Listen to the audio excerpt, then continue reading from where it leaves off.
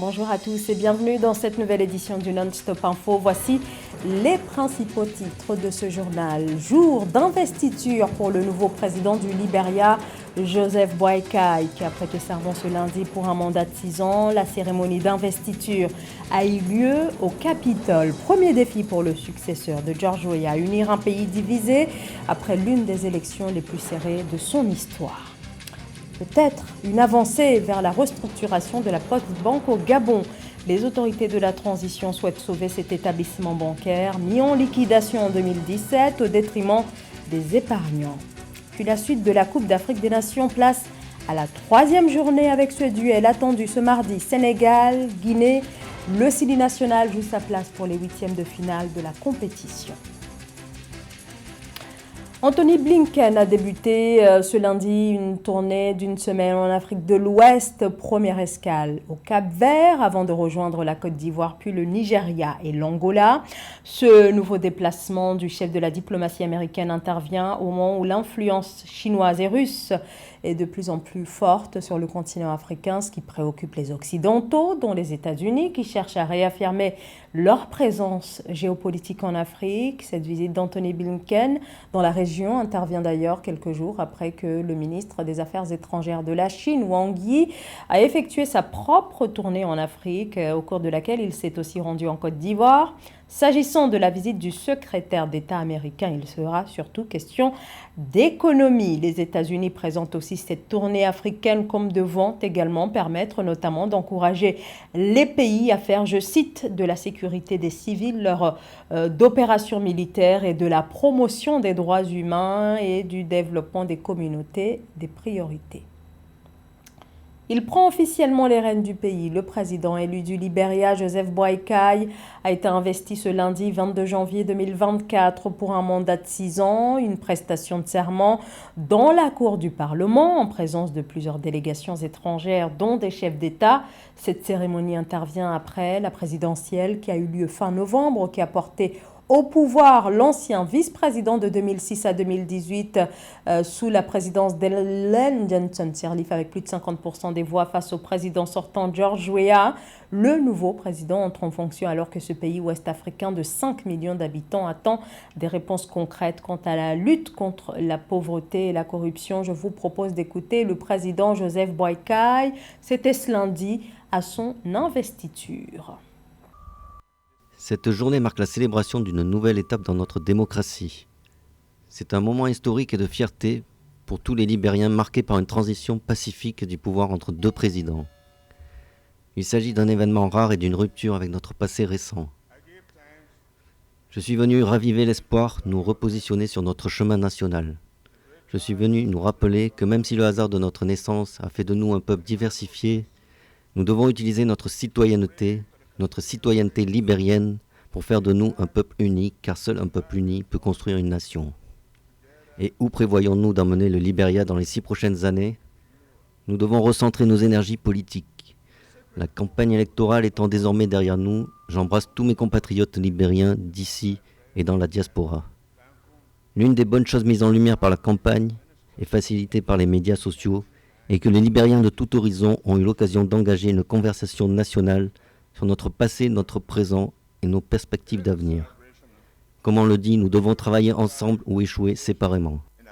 Le président Joseph Boakai a été victime d'un malaise en marge de son investiture, mais selon des sources locales, son état de santé serait désormais stable.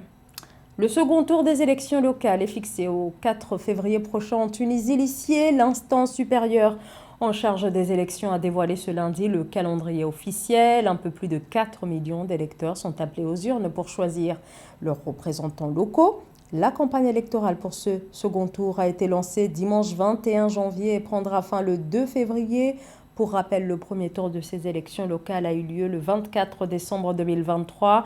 Il a été marqué par un taux de participation de seulement 11,84%.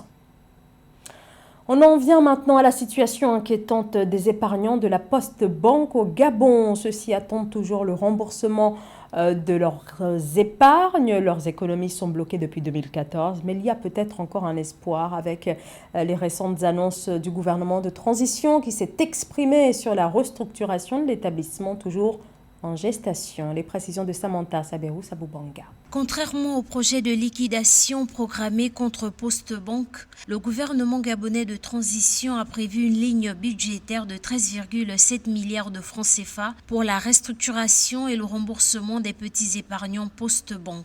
Une information contenue dans le projet de loi de finances exercice 2024. En réalité, les gouvernements africains payent tout ce qu'ils doivent payer aux institutions commerciales privées, mais quand vient le moment de travailler avec les institutions publiques, ils ne payent pas ce qu'ils doivent payer. C'est bien dommage. La situation de la Banque postale du Gabon et de la responsabilité du gouvernement, il est donc logique que celui-ci se rende bien compte qu'il a vraiment besoin de la Banque postale pour faire de l'inclusion financière, parce que finalement, les banques commerciales ne veulent pas aller là où elles ne sont pas rentables. Et maintenant qu'on va payer les petits épargnants, je pense qu'il est important aussi que la Banque postale se dote d'un fonds de garantie des épargnants. Ça permettrait justement qu'en cas de problème, le pays ou la banque elle-même se dote des moyens de pouvoir être en mesure de rembourser les petits épargnants. C'est une disposition utile. L'enveloppe financière prévoit 10 milliards de francs CFA consacrés au remboursement des petits épargnants de cette structure en faillite depuis 2017 et 3,7 milliards de francs CFA pour la restructuration de la société.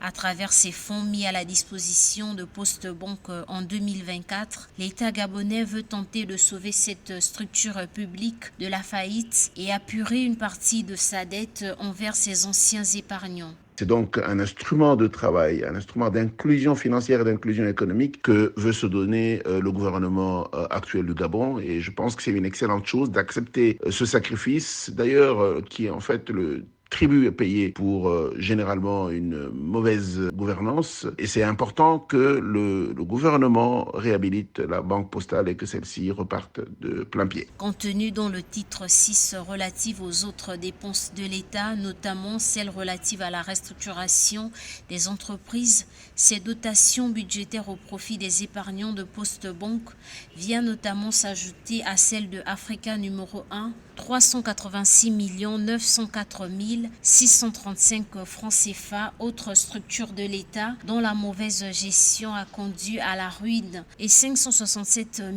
681 822 francs CFA pour autre restructuration. S'inscrivant dans la lignée de la consolidation des acquis sociaux, ces dotations devraient sans aucun doute en soulager plus d'un. Signature de protocole d'accord entre la Direction générale des douanes et les mairies de Mora, Kolofata, Fotokol et Boura, situées dans la région de l'extrême nord du Cameroun, à proximité de la frontière avec le Nigeria. Objectif de ces accords de collaboration, lutter contre la fraude douanière et la contrebande, grâce notamment à la mise en place de centres de négoce. Marie-Raphaël Antolo. Afin de lutter efficacement contre le commerce illicite et la contrebande, au Cameroun, la Direction générale des douanes et les mairies de Moura, Kolofata, Fokol et Boura ont signé le 17 janvier des protocoles d'accord de collaboration dans lesquels ils s'engagent à combattre la fraude douanière et la contrebande à travers notamment la mutualisation des actions de lutte contre le commerce illicite et frauduleux et la facilitation des échanges d'informations et du renseignement sur les circuits d'importation et d'exportation des produits. Les accords prévoient notamment la mise en place des centres de négoce dans ces communes de la région de l'extrême nord frontalière au Nigeria. Comprenez très bien que les deux grandes maladies du commerce illicite, c'est quoi? D'une part, la contrefaçon et d'autre part, la contrebande. La contrebande, je m'attelle là-dessus parce que c'est ça qui est au menu de nos échanges. C'est le fait de faire rentrer dans un espace économique une marchandise qui n'a pas suivi tous les maillons, qui n'a pas traversé tous les maillons du commerce international. D'après les services de douane camerounaises, la contrebande fait perdre à l'État du Cameroun annuellement environ 200 à 250 milliards de francs CFA. Le carburant, les vins et spiritueux et les produits pharmaceutiques constituent 90% du volume des marchandises de contrebande en provenance du Nigeria vers le Cameroun. C'est une bonne chose que la douane ait pu penser à s'appuyer sur une démarche participative pour lutter contre le commerce illicite qui se développe à la frontière dans la région de l'extrême nord du Cameroun. Mais qu'est-ce qu'il faut faire maintenant? Il faudrait que de ce côté-ci, qu'on ne mette pas simplement des centres de négoce, qu'on puisse mettre ce qu'on appelle techniquement en commerce les ERP, établissements recevant du public, supérettes, supermarchés, très grandes surfaces, qui contiennent à peu près 20, 30, 40, 50, pourquoi pas 70 ou 80% de ce que les gens traversent la frontière pour pouvoir aller chercher de l'autre côté. La mise en œuvre de ces centres de négoce à Mora, Kolofata, Protocole et Bora permettra non seulement de lutter contre la contrebande et la fraude douanière, mais aussi de générer des emplois directs ou indirects, ce qui pourrait bénéficier à la jeunesse des communes considérables, selon le ministre des Finances, Wilpaul Motazé. Selon les termes de l'accord, les mairies devront contribuer à la sécurité et à la surveillance des marchandises à l'intérieur et aux alentours de ces aménagements en collaboration avec les forces de sécurité. C'est l'un des plus grands champs gaziers d'Afrique, le GTA, qui signifie Grand Tortue à Mehim.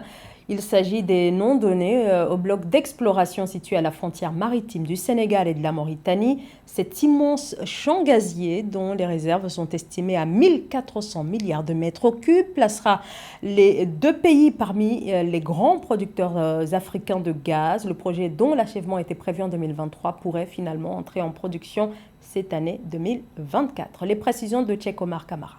Le Sénégal et la Mauritanie ont décidé de lancer un audit des coûts pétroliers du projet Grand Tortue à Mehim GTA. La décision prise au terme d'une réunion de travail entre les États parties tenue les 18 et 19 janvier 2024 intervient dans un contexte marqué par une hausse des coûts des produits pétroliers et un retard de 28 mois dans l'exécution de ce projet gazier.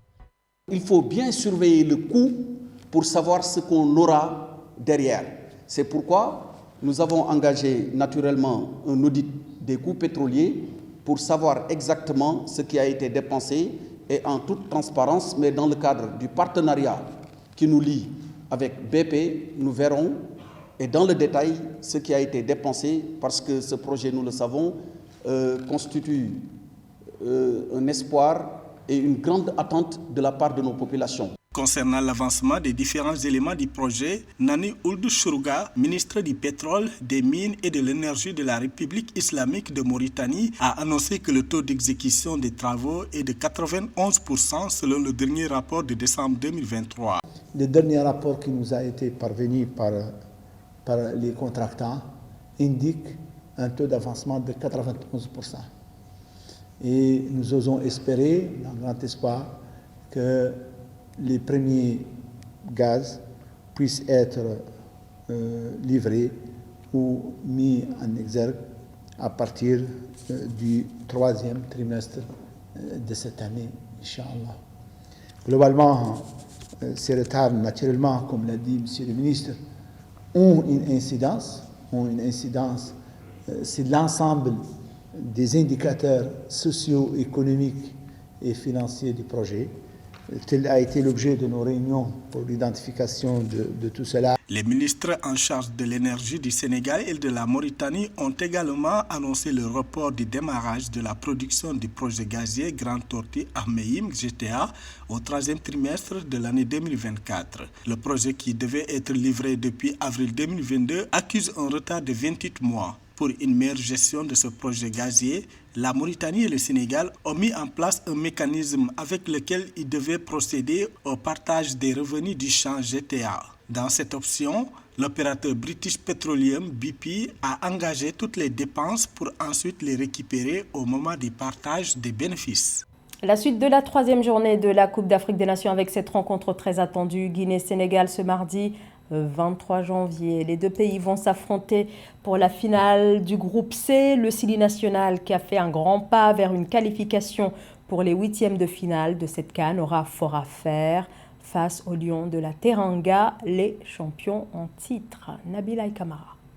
Le Sili national de Guinée affronte les Lions de la Teranga ce mardi 23 janvier 2024 au compte de la troisième journée du premier tour de la 34e édition de la CAN Ivoire 2023. Après sa piètre performance face à la Gambie lors de sa deuxième sortie, les supporters guinéens pensent que l'élan est désormais pris par les joueurs de Kaba Diawara pour la conquête du trophée. Mais il faut revoir certains paramètres techniques et le type de classement pour contrecarrer les Lions de la Teranga, tenants du titre. La prestation de l'équipe nationale Sili de Guinée, c'est positif chez moi. demain, on va battre le Sénégal. Ça, rien à dire. Il n'y a pas de match entre Guinée et Sénégal. Ils vont se battre voilà, pour battre le champion d'Afrique. Et demain, on sera le champion d'Afrique. Demain, c'est une rencontre très sérieuse parce que nous jouons avec le détenteur du trophée de l'an passé. Donc vraiment, je pense bien que demain, Sili va gagner. Dans quelques heures, Guinéens et Sénégalais vont être aux prises pour se disputer les 3 points de leur premier à cette 34e édition de la CAN. À Conakry, les avis des supporters convergent notamment sur la performance des joueurs guinéens. Cependant, à côté des réglages techniques préconisés, le sélectionneur est appelé à renforcer l'harmonie entre ses joueurs pour espérer battre le Sénégal de Sadio Mané. Le vrai enjeu du match, c'est sur le côté guinéen, parce que le Sénégal a déjà ses 6 points, or que la Guinée n'a que 4 points et le Cameroun a la possibilité d'avoir les mêmes 4 points que la Guinée. Il faut que Kaba Diawara met une équipe très solide, même s'il ne joue pas la victoire, mais il faut qu'il joue un match nul pour que la Guinée puisse avoir les 5 points. À quelques heures du coup d'envoi de cette affiche, l'ambiance est électrique dans la capitale guinéenne. Les supporters du Sili national pensent que l'équipe va faire une démonstration de force et remporter les 3 points de cette confrontation. La CAN va donc se poursuivre ce mardi avec la suite de la 3e journée de la compétition. Et voici le programme de ce 23 janvier avec les très attendues rencontres au Cameroun-Gambie et Sénégal-Guinée. Tenus en échec face à l'Angola et face au Burkina Faso, les Algériens, eux, affronteront la Mauritanie lors du 3e et dernier match de la phase de groupe. Les Fennecs jouent leur qualification pour les 8e de finale. Autre rencontre, l'Angola face au Burkina Faso lors de l'ultime journée. Un match décisif pour ces deux équipes qui occupent actuellement la première position du groupe D.